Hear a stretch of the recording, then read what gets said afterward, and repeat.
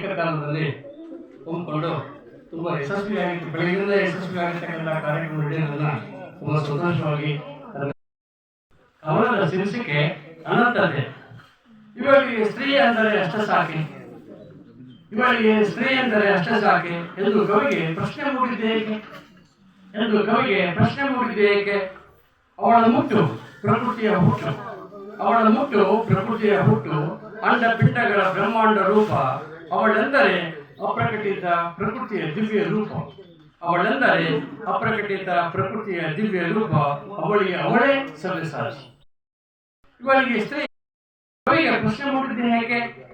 ಅವಳ ಬಾಲ್ಯ ನಡೆಸುವ ಕಂಗಳಲ್ಲಿ ಹೊಂಗನಸಿನ ಹೂದೋಟ, ನಡೆಸುವ ಕಂಗಳಲ್ಲಿ ನಕ್ಷತ್ರಗಳ ಹೂದೋಟ, ಅವಳ ಯೌವನ ಸುಂದರ ವನ, ಅವಳ ಬದುಕೆ ಅನುಭವ ಮಂಟಪ, ನಿತ್ಯ ನೂತನ ಲೋಕದ ಪಾಠ, ಮುಪ್ಪು ಜ್ಞಾನಸಾಗರ, ಸಂಸಾರ ಮಂಥನದ ಅನವರತ ಜಿಜ್ಞಾಸೆ ಬಂಡಾರ, ಸಂಸಾರ ಮಂಥನದ ಅಮೂರ್ತ ಅಮೂರ್ತ, ಅವಳ ನಡೆ ಗಂಗೆಯ ಸ್ವರೂಪ, ಅವಳು ಸಾವೇ ಇಲ್ಲದ ಅನಂತತೆ.